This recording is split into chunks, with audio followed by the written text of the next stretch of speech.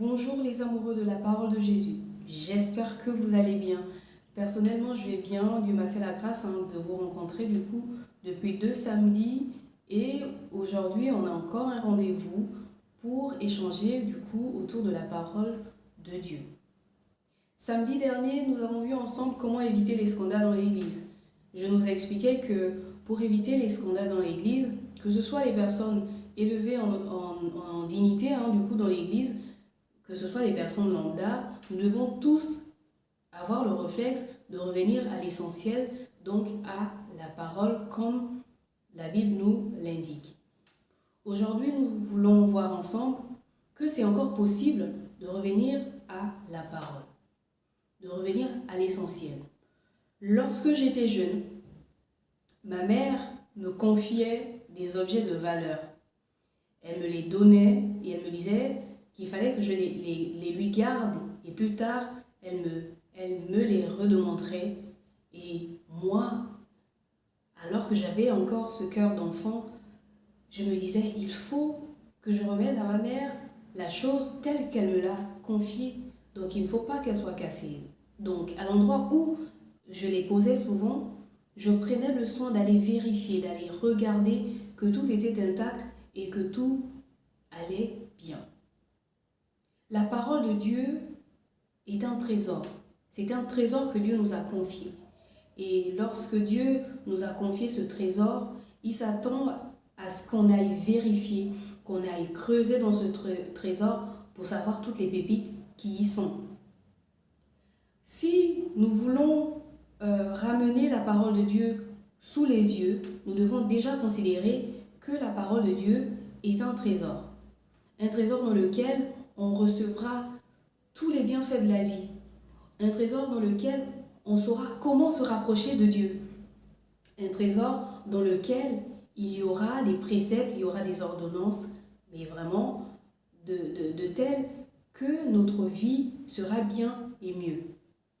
Associé au fait de considérer la parole de Dieu comme un trésor, d'ailleurs, j'ai envie de nous lire un passage que David nous a révélé, parce que lui, souvenons-nous, c'est un homme selon le cœur de Dieu qui avait considéré qu'il fallait qu'il fasse sens avec la parole de Dieu. On trouve cette référence dans le psaume 119, d'ailleurs, que je nous recommande de lire. Il est long, c'est vrai. Je nous recommande de lire le psaume 119. Dans le psaume 119, à partir du verset 14, je nous recommande de lire jusqu'au verset 16. Le roi David peut nous dire « Je me réjouis en suivant tes préceptes comme si je possédais tous les trésors. » Il poursuit « Je médite tes ordonnances, j'ai tes sentiers sous les yeux, je fais mes délices de tes statuts, je n'oublie point ta parole. » David avait compris que c'était important de garder la parole de Dieu sous ses yeux. Lorsque nous gardons la parole de Dieu sous les yeux, nous la considérons comme étant notre trésor. On va regarder à chaque fois comment elle va. On va vérifier ce qu'on peut retirer d'elle, ce qu'on peut avoir, qu'on peut recevoir d'elle. Associé au fait que la parole de Dieu est un trésor, il y a aussi que la Bible papier est un trésor. La Bible papier, il faut l'avoir. C'est nécessaire. Je sais qu'à l'heure du numérique, ce serait assez compliqué de dire aux gens « revenez au papier ». Revenez au papier, revenez à la Bible papier. Ce serait comme vraiment nous ramener dans les années 50 où, sous d'autres cieux, on utilisait la torche indigène pour s'éclairer. À ce moment-là, la vie était aussi belle. Les époques sont belles. Mais je nous recommande de revenir à la Bible papier. Dans cette Bible, il y a des pépites. Dans cette Bible, il y a des trésors. Il y a des choses qu'on doit regarder, on doit prendre pour mieux vivre. L'avantage d'avoir une Bible papier, c'est qu'elle ne va jamais se planter. Il n'y aura pas de bug, il n'y aura pas de virus qui va endommager notre Bible. Et il n'y aura pas, une perte possible de données. Et donc la Bible avec, lorsque elle se trouve dans un téléphone. Donc c'est nécessaire d'avoir sa Bible papier et aussi ce serait nécessaire d'avoir une concordance. Lorsqu'on a sa Bible papier, personnellement, j'échange avec elle. Lorsque je l'ouvre et que je constate qu'il y a une référence que je ne comprends pas, j'aurais tendance à poser une question juste en face. J'aurais tendance à chercher à savoir pourquoi la tournure a été telle et pourquoi ça n'aurait pas été dit, par exemple, d'une telle autre manière. Il y a cet avantage d'avoir sa Bible papier. Donc, échanger avec elle et la voir constamment. Hein. Je vois, à l'époque, on avait des toutes petites Bibles, les mini Nouveaux Testaments. C'est comme ça que je l'appelais moi. C'était nécessaire de les avoir. Ou du moins d'avoir sa Bible papier. Il y a aussi un autre point que moi j'ai finalement développé avec le temps, c'est que lorsque j'ai la parole sous les yeux, je dois soit avoir un cahier, pour ma part c'est un cahier, donc un cahier ou des post-it et un crayon parce que moi j'ai décidé de poser des questions à la parole. Lorsque je prends une référence, je la mets voilà, sur mon post-it et ensuite je pose la question juste à côté. Je cherche à engager un échange avec Dieu parce que Dieu il répond à sa parole et il répond par sa parole ou par divers autres moyens. Donc c'est nécessaire pour garder la parole de Dieu sous les yeux, de la considérer comme un trésor, d'avoir sa Bible papier même à l'ère du numérique, d'avoir un bloc-notes, un cahier, un stylo, un crayon pour pouvoir poser des questions à Dieu et ça nous permettra de grandir. D'ailleurs, il y a un gros avantage à pratiquer la parole de Dieu, d'avoir ces outils, parce que lorsqu'on a par exemple son bloc-notes, on a par exemple son cahier sur lequel on a noté un certain nombre de références, lorsqu'on est face à un docteur de la parole qui peut l'user ou l'usiter dans le mauvais sens, on peut finalement être comme ces Béréens dont nous parle Acte 17 verset 11 qui scrutaient les Écritures. On pourra alors porter une réflexion pour ne pas tomber finalement dans le piège de ces bourreaux que l'on peut retrouver dans l'Église. Ensuite, lorsque la parole de Dieu est trouvée sous nos yeux et que la parole de Dieu, on a estimé que c'est un trésor, on va pouvoir la garder dans notre cœur. On doit garder la parole de Dieu dans notre cœur. Pour garder la parole de Dieu dans notre cœur, il faut activer le bouton volonté. Il faut vouloir que la parole de Dieu soit trouvée dans notre cœur.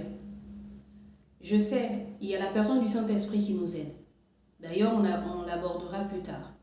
Mais il faut s'engager, il faut engager une certaine responsabilité de soi face à la parole pour que la parole soit trouvée en nous, dans notre cœur. La Bible peut nous dire « Ta parole est une lampe à mes pieds, une lumière sur mon sentier. » Il faut que la parole soit pour nous une lumière. Et donc, il faut engager le bouton volonté pour que la parole soit finalement trouvée en nous. Lorsque on a considéré que c'est bien que la parole soit trouvée en nous, on doit accepter les changements qu'induisent cette parole.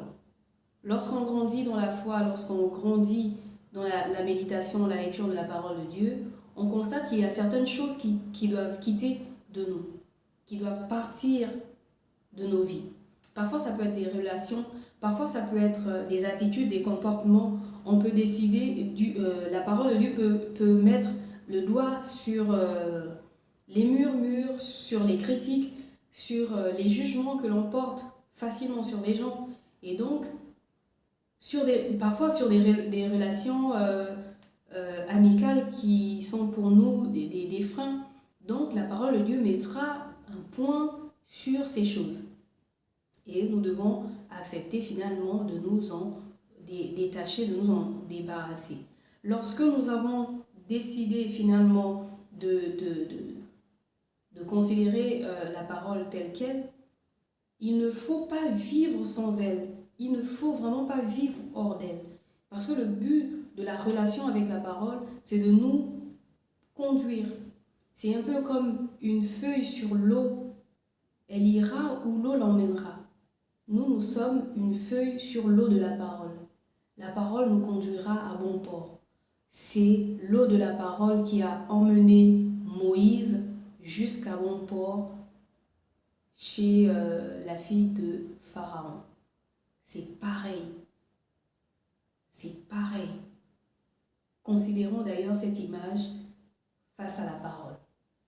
Donc, lorsque nous avons accepté que la parole de Dieu doit être trouvée dans notre cœur, parce que nous avons engagé la volonté, parce que nous avons engagé le désir de son impact sur nous, nous avons engagé, nous avons accepté de soustraire certaines choses qui peuvent nous empêcher d'être en adéquation finalement avec elle. On doit s'exercer aussi à la mémoriser. La mémoriser, c'est important de mémoriser la parole parce que c'est cette parole mémorisée qu'on pourra brandir lorsque nous sommes face à des situations bonnes ou mauvaises. On peut finalement la sortir parce que Dieu, il est comme un coach. En fait, c'est un coach qui nous donnera des instruments à un moment et il voudra qu'on les mette en pratique. Lorsque nous étions étudiants, pour certains, lorsque nous étions élèves, pour la plupart, lorsqu'on ingurgitait tous les cours théoriques, au final, on avait une évaluation. C'est pareil avec la parole de Dieu. Lorsqu'on aura ingurgité, on aura, par exemple, médité sur Jean 3,16, sur 1 Corinthiens 13, 1,8, etc., sur plein d'autres références, il y aura un moment où la parole devra être mise en pratique. Et il faudrait qu'on la brandisse, il faudrait qu'on la parle. Et donc nous abordons le troisième point qui consiste à garder la parole de Dieu dans notre bouche. C'est parce qu'on l'aura mémorisée qu'on pourra l'avoir dans notre bouche. Parler la parole, c'est la chose la plus importante, c'est l'une des choses les plus importantes dans la vie du chrétien. Donc pour ramener la parole de Dieu dans notre bouche, il faut finalement que nous l'ayons eu sous les yeux, donc en la méditant jour et nuit. D'ailleurs, la semaine dernière, nous en avons parlé où le roi Salomon recommandait à ses fils de garder la parole sous les yeux. Lorsqu'on a gardé la parole sous les yeux, on l'a médité, on l'a gardé dans notre cœur parce qu'on l'a mémorisé, on a eu la volonté de voir notre vie transformée par elle. Il faudrait qu'on la parle. Lorsqu'on sera face à une situation de maladie, on a un enfant malade, on devra se souvenir par exemple que Dieu nous a donné dans sa parole, on pourra dire, il est écrit dans la parole de Dieu que vous imposerez les mains aux malades et les malades seront guéris. On peut utiliser cette parole lorsque on a en face de nous une personne malade. Lorsqu'on est dans une situation de difficulté quelconque ou même lorsqu'on veut rendre grâce à Dieu, il faut pouvoir utiliser la parole parce que Dieu répond à sa parole. Souvenons-nous, la parole de Dieu est une lampe à nos pieds, une lumière sur notre sentier. Psaume 119 au verset 105. Donc, il est vraiment nécessaire que nous gardions cette parole dans notre cœur, que nous gardions cette parole dans notre bouche. N'hésitons surtout pas, du mieux que nous pouvons, de méditer la parole, de s'exercer à l'avoir dans notre bouche. C'est alors finalement que nous pourrons résister aux assauts de l'ennemi. Nous pourrons résister aux attaques de l'ennemi. Donc voilà, j'ai envie de nous faire un exercice. Donc une petite étude de cas. L'étude de cas nous dit ceci. Nelly est mariée à Rigobert. Elle a connu le Seigneur après leur mariage. Un matin, elle a pris sa Bible, son bloc-notes et son crayon et est tombée sur 1 Corinthiens 13, du verset 1 au verset 8, qui lui parle de l'amour véritable. 2 jours plus tard, En rentrant du travail, elle trouve une femme assise dans son salon portant un bébé de 3 mois. Celle-ci, donc cette femme ayant le bébé, souhaite laisser cet enfant chez Nelly qui n'a pas encore d'enfant et qui est stérile, qui se bat depuis des années à avoir un enfant. Cet enfant appartient à son époux. Que doit faire Nelly? Donc je nous prie de produire une référence complémentaire pour étayer votre argument. Du coup, nous allons prier. Père Céleste, nous sommes heureux que tu nous aies invités ce matin à avoir ta parole sous nos yeux, dans notre cœur, dans notre bouche. Nous croyons que tu peux nous aider à avoir la volonté et l'amour de cette parole. Nous nous attendons à ton Esprit Saint qui peut nous conduire à l'aimer, à la voir comme un trésor. Aide-nous à véritablement la chérir. Aide-nous à véritablement la considérer comme une richesse inestimable que tu nous as donnée, que nous avons à portée de main, mais dont on fait complètement fi. Merci parce que tu nous rends capables d'embrasser chaque jour ta parole et de te retrouver en elle. Pour tous ceux qui ne t'ont pas encore connu et qui sont tombés sur cette vidéo, je te prie de les rencontrer et je te prie de leur donner la grâce de rencontrer ta parole et de faire sens avec elle. Nous sommes reconnaissants pour la grâce que tu nous fais aujourd'hui de l'entendre encore. Au nom de ton Fils Jésus. Amen. Vous regardez cette vidéo pour la première fois, vous regardez cette vidéo, vous ne vous êtes pas encore abonné, je vous prie de vous abonner et de laisser vos commentaires. N'hésitez pas à apporter des suggestions, je suis ouverte, nous sommes là pour la gloire de Dieu et donc si j'ai la possibilité du coup de répondre à tous vos commentaires, je le ferai avec beaucoup de plaisir. Donc abonnez-vous, faites vos commentaires, partagez pour que le plus grand nombre soit touché et que nous revenions finalement tous à la parole parlée, à la parole révélée, à la parole de Dieu. Sur ce, je nous dis à samedi prochain par la grâce de Dieu.